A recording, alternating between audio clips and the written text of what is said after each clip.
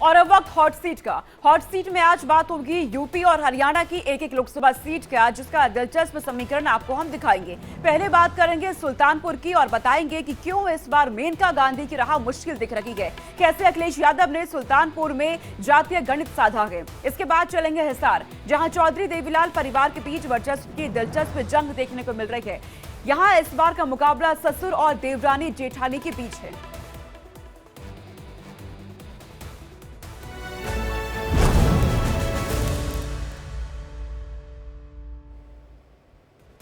Sultanpur seat Uttar Pradesh की high profile seat है। मेनका गांधी यहां से सांसद है, लेकिन 2019 में एसपी बीएसपी के गठबंधन के खिलाफ मेनका सिर्फ 14,000 वोटों से जीत दर्ज कर पाई थी। इस बार ऐसा लग रहा था कि बीजेपी मेनका का टिकट यहां से काट देंगी। वरुण गांधी के पार्टी विरोधी बयानों से आलाकमान नाराज था। हालांकि उन्हें टिकट मिला, लेकिन चुनाव प्रचार से पीएम मोदी और गृह मंत्री शाह ने दूरी बना रखी है। वरुण गांधी भी मां के लिए प्रचार करते नजर नहीं आए हैं। हालांकि सीएम योगी ने जरूर यहां पर सुल्तानपुर में रैली की है। दूसरी तरफ समाजवादी पार्टी ने पूरा जोर लगा रखा है। अखिलेश ने बीएसपी नेताओं को अपनी पाले में करके बड़ी घेराबंदी की है। मंगलवार को ही बाहुबली ठाकुर नेता चंद्रभद्र सिंह को अखिलेश ने एसपी ज्वाइन कराई है। चंद्रभद्र सिंह वही है जिन्होंने 2019 में मेनका को कड़ी टक्कर दी थी।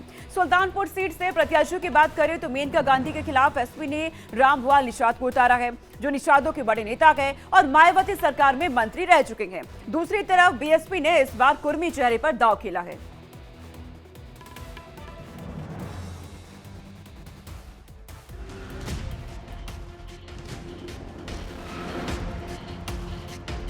क्षेत्र जो था ये क्रिमिनल बेल्ट था, अब ये क्रिमिनल बेल्ट नहीं है, तो माहौल बदल गया। मैंने उत्तर प्रदेश का एनालिसिस किया ही नहीं। इलेक्शन में मैं बिल्कुल अपनी नजर रखती हूँ सुल्तानपुर पर। सुल्तानपुर निकल आएगा। यूपी की हाई प्रोफाइल सीट सुल्तानपुर में इस बार मेनका गांधी की राह आसान नहीं दिख रही। पीएम मोदी और गृहमंत्री अमित शाह ने सुल्तानपुर से दूरी बना रखी है। सीएम योगी ने जरूर रैली की है, लेकिन जिस तरह से अखिलेश यादव ने यहां चक्रव्यूह रचा है, उसे देखकर लगता है कि मेनका थोड़ी मुश्किल में है। 2019 में भी उन्हें सिर्फ 14,000 वोटों से जीत मिली थी। ऐसे में इस बार सुल्तानपुर में क्या होगा, कहना मुश्किल है। अच्छा सांसद चुना जाता है तो हाईवे दे देता है। सुल्तानपुर की कनेक्टिविटी तो इधर अयोध्या के लिए, इधर प्रयागराज के लिए, इधर लखनऊ के लिए 4 लेन की कनेक्टिविटी से जुड़ गया है। टिकट मिलने के बाद मेनका अकेले ही प्रचार में डटी हुई हैं। वो हर रोज करीब 20 नुक्कड़ सभाएं करती हैं। पीलीभीत से टिकट कटने के बाद वरुण गांधी ने भी चुनाव से दूरी बना रखी है। पहले कयास ये लगाए जा रहे थे कि वो अपनी मां के लिए सुल्तानपुर में प्रचार कर सकते हैं, लेकिन ऐसा नहीं हुआ। अब खबरें हैं कि प्रचार के आखिरी दिन वो 11 नुक्कड़ सभाएं करेंगे और 5 विधानसभाओं में बीजेपी के वरिष्ठ नेताओं के साथ बैठक करेंगे।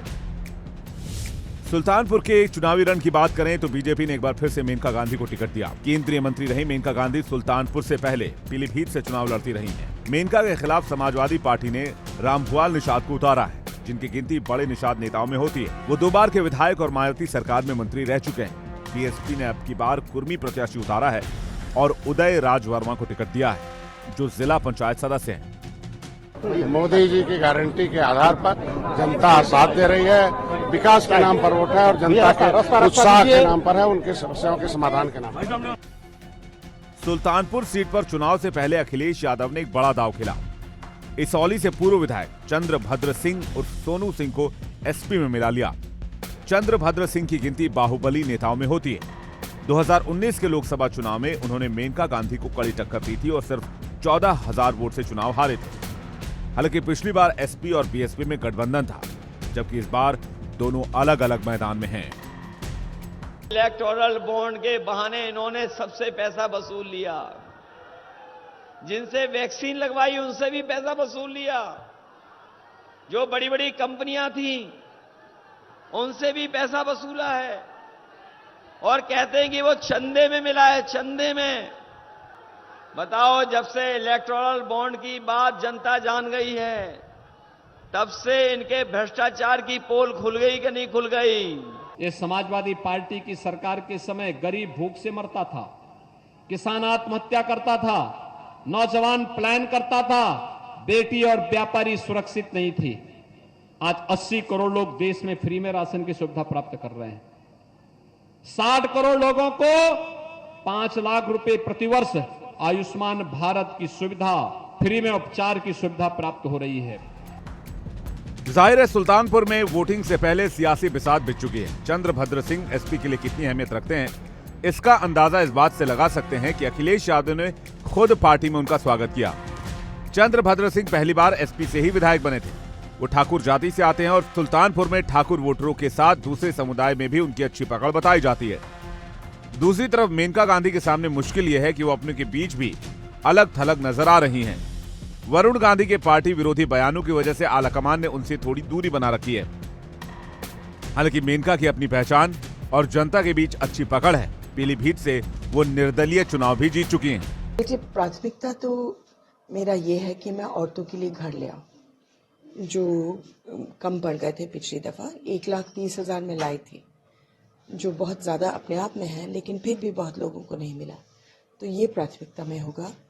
एक सड़क छूटकी थी बड़ी वाले, उसका मुझे करना है।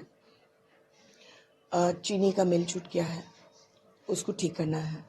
ये 3-4 चीजें, बहुत सारी चीजें। सुल्तानपुर सीट पर बीएसपी 2 बार चुनाव जीत चुकी है। यहाँ दलित वोटर भी अच्छी तादाद में है, इसलिए अगर मुकाबला त्रिकोणीय हुआ तो मेनका गांधी की राह आसान हो सकती है। तो सुल्तानपुर का चुनावी समीकरण क्या कहता है, ये भी समझना जरूरी है। वहां भी पुराने आंकड़े क्या बताते हैं, मुद्दे क्या है, जल्दी से आपको समझाते हैं ग्राफिक्स के माध्यम से कि सुल्तानपुर में कौन से मुद्दे हावी है, वहां का चुनावी समीकरण क्या बन रखा है। तो मेनका गांधी दरअसल वहां पर अकेले पड़ती हुई भी नजर आ रही है। पूरा समीकरण आपको जल्दी से हम समझा देते हैं। मेनका गांधी अकेले यहां पर पड़ रही है। वरुण प्रचार में उनके साथ एक्टिव नजर नहीं आ रहे हैं। वही बीजेपी के कोर वोटर ठाकुर ब्राह्मण में भी थोड़ी नाराजगी सुल्तानपुर में नजर आ रही है। चंद्रभद्र सिंह के एमपी एसपी में वापसी से भी विपक्ष यहां पर मजबूत नजर आ रखा है। वही मुस्लिम, राजपूत और ब्राह्मण इस सीट पर एक अहम फैक्टर भी यहां पर माने जा रहे हैं। समाजवादी पार्टी और बीएसपी के जातीय गणित से बीजेपी को नुकसान यहां पर पहुंचा है। ये बातें भी सुल्तानपुर में सामने आई है। निषाद और कुर्मी वोटर भी बीजेपी से छिटक सकता है। वहीं अखिलेश ने मुस्लिम और पिछड़ा वर्ग की गोलाबंदी भी यहां पर कर रखी है। राष्ट्रवाद, शासन, सुरक्षा, राशन और राम मंदिर का मुद्दा भी यहां पर हावी है। साथ में पेपर लीक का मुद्दा भी यहां पर बना हुआ है। आरक्षण का मुद्दा उठाया जा रहा है विपक्ष की ओर से। ये तमाम मुद्दे विपक्ष उठा रही है और ये चुनावी समीकरण है। लेकिन अब आपको हम समझाते हैं कि जातीय समीकरण क्या कहता है। सुल्तानपुर का कुल वोटर यहां पर 18 लाख है और यहां पर इनमें से सवर्ण तकरीबन 3 लाख है, निषाद 2 लाख और कुर्मी की बात की जाए तो 1 लाख कुर्मी की संख्या है यहां पर। इसके अलावा ये यहां का जातीय समीकरण, दलित यहां पे 3 लाख की संख्या में, मुस्लिम 3 लाख और अन्य की बात की जाए 4 लाख की संख्या यहां पर अन्य की है। तो ये सुल्तानपुर का समीकरण यहां पे बताता है। अब आपको बताते हैं कि 2019 का आंकड़ा क्या बताता है। बीजेपी को यहां पर 45.91% वोट प्रतिशत रहा था बीजेपी का और बीएसपी का रहा था तकरीबन 44%। ये 2019 का है, ये पुराने आंकड़े बता रहे हैं। लेकिन अब लोकसभा चुनाव 2014 का आंकड़ा क्या बताता है, ये भी आप जान लीजिए। बीजेपी को तकरीबन यहां पर 42% वोट प्रतिशत मिले थे और बीएसपी को 24% और एसपी यानी समाजवादी पार्टी का रहा था तकरीबन 23%। ये लोकसभा चुनाव 2024 का समीकरण है।